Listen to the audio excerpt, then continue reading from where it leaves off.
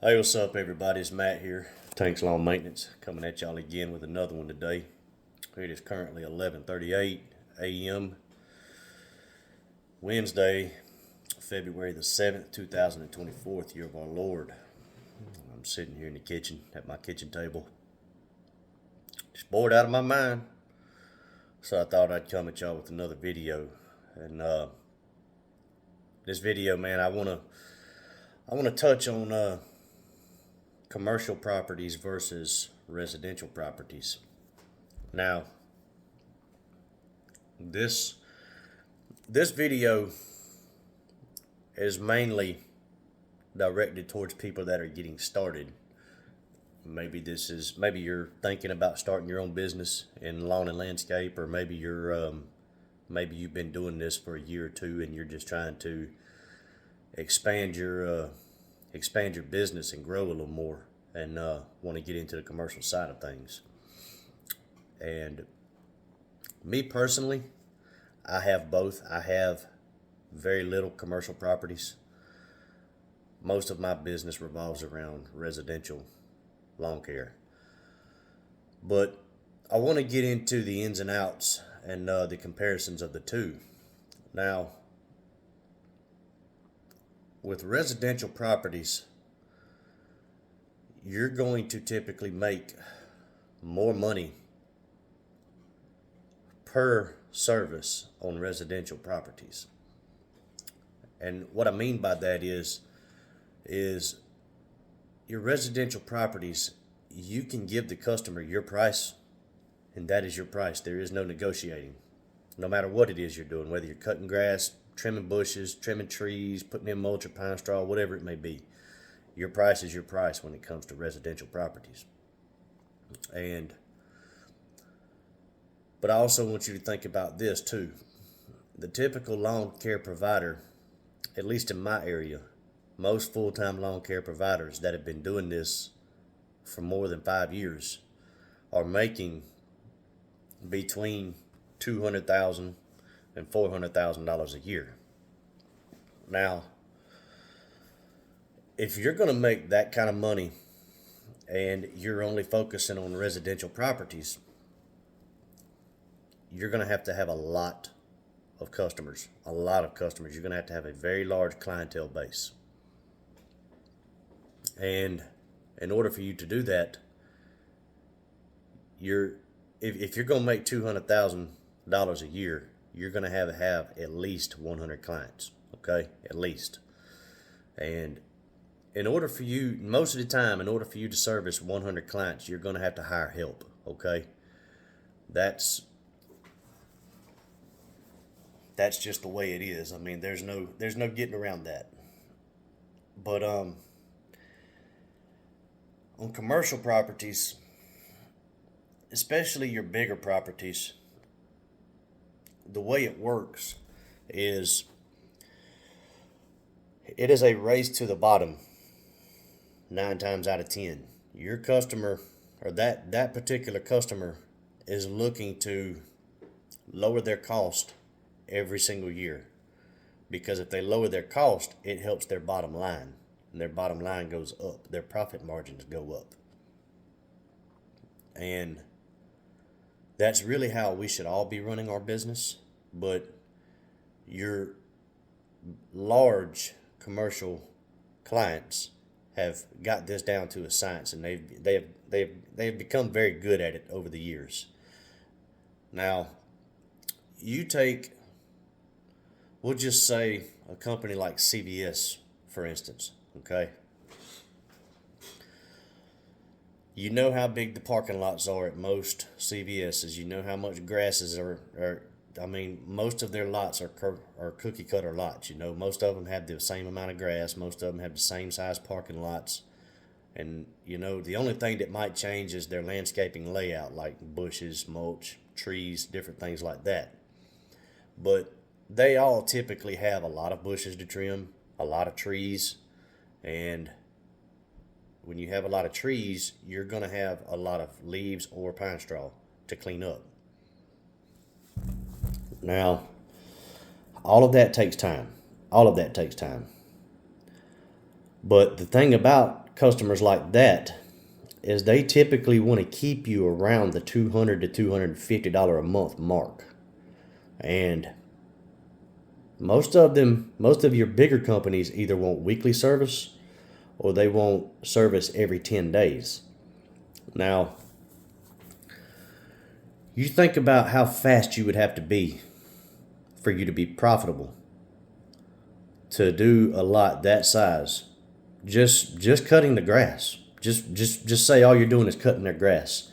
You'd have to be extremely fast at cutting grass and weed eating to be profitable on a bi-weekly property or on a weekly property for $200 a month. Okay, even for $250 a month, you'd have to be extremely fast just to mow the grass. That's not to mention if they need their leaves cleaned up, need their trees trimmed, need their bushes trimmed, need mulch done, need their parking lots cleaned out, whatever it may be. In order for you to be fast enough to make a profit on a property like that, you would have to have a minimum of 4 guys on that property, a minimum. Now, let's just say you pay your guys $15 an hour. That's not much. That's bottom end of the spectrum when it comes to paying help in lawn care. And you're not going to get good help for $15 an hour. You need to consider paying people $20 to $25 an hour, and you just have to adjust your prices accordingly. That is, if you want good help, that's going to stay from year to year. But that's just the way it is, and not to mention the fact, in order to do these bigger properties, like for companies like CVS, you've got to have commercial insurance. 9 times out of 10, you've got to have commercial auto insurance, and you've got to have workers' comp insurance. And a lot of them want you to have your equipment insured. A lot of times they require you to have a DOT number. So these are things to think about, okay? From my experience, your bigger properties, bigger commercial properties, aren't very profitable. Now, all commercial properties aren't the same. What I have learned in the past 3 years is that retail customers are usually the ones you need to stay away from, especially if you're wanting to have no more than 1 or 2 people on the truck with you at all times, especially if you're a solo guy. But,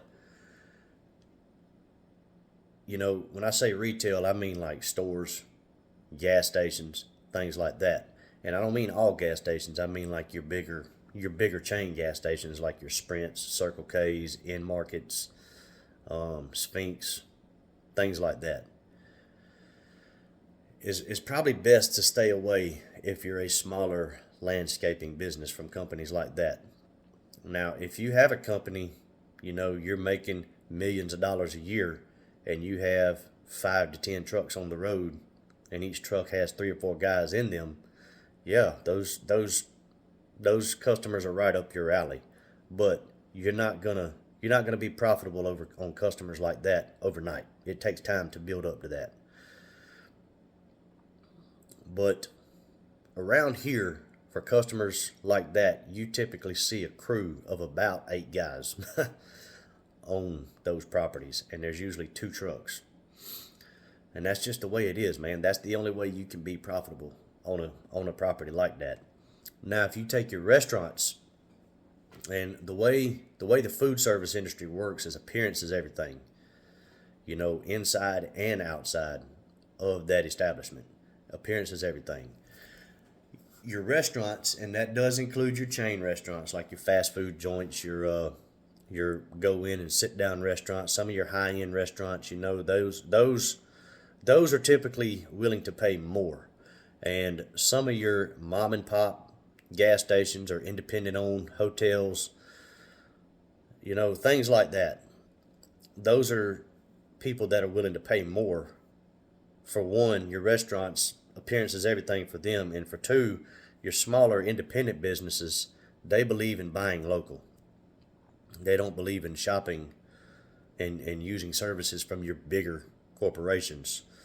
But So they're willing to spend a little more money every month, and your price, that's when you can get up to your $500 to $1,500 a month commercial properties. Now you still are, most of the time it's required to have all that insurance, and but the thing about that is you can cover all that insurance with customers like that, so it's not as big of a hit. And a lot of times those customers, some of those customers, they're small enough where you can service them as a solo operator in a decent amount of time where you can still be profitable. But the pros to having commercial properties is they want you on those properties 52 out of 52 weeks in a year, and at a minimum 48 weeks. They want those properties clean, they want them looking good, they want their edges crispy year round. And it's even like, I've noticed it's even like that with your independent owners. But in my opinion, the cons far outweigh the pros, especially on your bigger commercial properties. Yeah, it's year-round property, it's year-round service, but just say you have 5 chain accounts. One commercial customer has 5 locations in your area. Just say $225 a month. That's not much money every month. You're looking at $1,000 a month for 5 customers, but you're having to spend $2,000 a month in insurance and overhead just to be able to service those properties. So it's really not worth it, in my opinion. Now, your residential properties, you need to have insurance, but your insurance is usually cheaper because you don't have to have commercial insurance. You need to have insurance. In my area, you need to have workers' comp insurance. You don't need to be bonded or anything like that. You still have to pay taxes, and you still have to be licensed. All of that does cost money, but you take a customer that you're making $150 to $250 a month on, just one customer every month basically covers all that, and except for your workers' comp insurance, of course. But just say you live in an area where most of the customers aren't going to ask you if you have workers' comp. Here in my area, most of the customers ask because landscapers have a bad reputation in my area for getting hurt on a property and suing the customer. So in my area, it's basically a requirement, no matter what, to have workers' comp insurance. But just say you don't have to have workers' comp insurance. You're looking at about $500 at the most for good insurance. That's for paying your liability insurance, your all that. You can find good policies. The policy I have is less than $100 a month for just regular liability insurance. So you can definitely make an argument that it's best to have residential clients over commercial clients. Now, in my opinion, if you're just starting out, if you really need to focus on residential clients, okay? Because if you're starting out, chances are you're not turning much revenue. You might be turning $1,000, maybe $2,000 a month in revenue starting out in your first year, and that's not bad. I mean, you're looking at 10 to 20 customers that you have, but the more customer you have, the more the better the equipment you're going to have. Once you get up to about the 30 or 40 yard mark, you really need to have commercial equipment. All your trimmers, all your mowers, all of that, and you need to have backups for everything. But the key to that is you've got to be able to pay for all that stuff. None of that stuff is free, and it's definitely not cheap. So focus on residential customers at first, and then once you get 2, maybe 3 years under your belt, you start getting good at what you do, you start building your clientele, and once you have better equipment, then you can start focusing on some of your smaller commercial properties. You know, you can market and target those customers. But I really think if you're going to have a successful full-time lawn care business, and this is not true for everybody, it really just depends on you and what you want out of your business. But for me, and my idea of being successful in my business, I would like to have a mixture of both, commercial and residential, with me leaning heavy on the residential side. Now, your commercial clients, you have zero relationship with most of them, unless they're just your small independent mom and pop, things like that. You know, 9 times out of 10, you're not going to have a relationship, and they don't really care about you. They, you know, you get hurt, they still need their property managed, and they're gonna go out and look to replace you. Now, a lot of your residential customers are the same way. They still got to have their property serviced, and they're going to look to replace you. But at the same time, a lot of them are not like that. A lot of them, they grow a relationship with you, and they grow to like you, and they definitely like your services. If they didn't like your services, you wouldn't be servicing their property long. But they like you as a person, and they believe in the small man. You know, they're middle class Americans just like you are. And if you go get sick, you get hurt, or say you have something come up and you need to be off that day, it's a lot easier to deal with residential customers and explain to them, like, hey, I've got this going on. I'm going to have to back you up a week or a day. Most of the time, they're good with it. You get hurt, they're willing to work with you, you know, as long as you can. And some of them are even willing to get out there and do the work themselves until you recover. But as long as you're willing to work with them and try to figure something out, a lot of them are willing to work with you. So it's definitely better, in my opinion, to have more residential customers than it is commercial customers, even though your commercial customers are typically going to be year-round work and year-round income.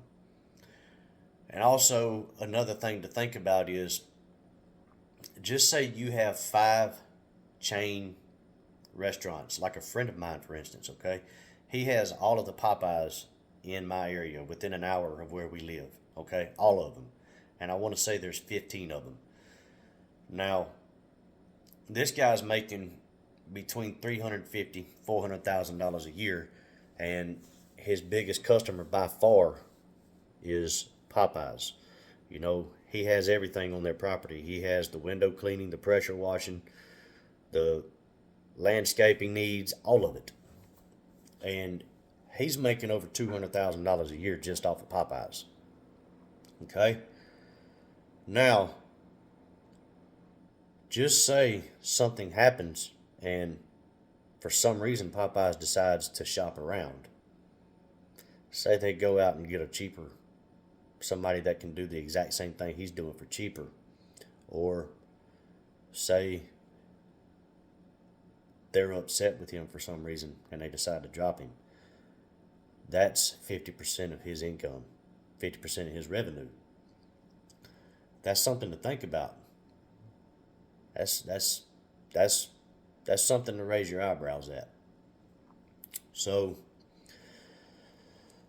if you lose one residential customer because they're not happy, or they decide to go cheaper, or because they move away, or you fire them, whatever it may be, you lose one residential customer, it's not the end of the world. Typically you can go out and replace them pretty quick, or $150, $200 a month after you're already established is not going to make you or break you, and it's really not going to hurt you. So all these things are things to consider. The way I will do mine for the foreseeable future would be leaning heavy on the residential side with a few very small commercial, independent commercial properties mixed in. And it's really going to boil down to what works best for you, where you want your business to go, and what the type of money you want to make and the type of work you want to do. So I hope you found all this helpful. If you did, please consider hitting that like, subscribe button and hit that notification bell to get a notification when you get all of our videos. And but I will leave y'all at it, man. I'm gonna hop off here, and I'll probably be back on here sooner or later again today, because again, I'm bored out of my mind. But hey, man, till the next one, y'all keep cutting that grass and keep making that money. I'll let y'all. Bye.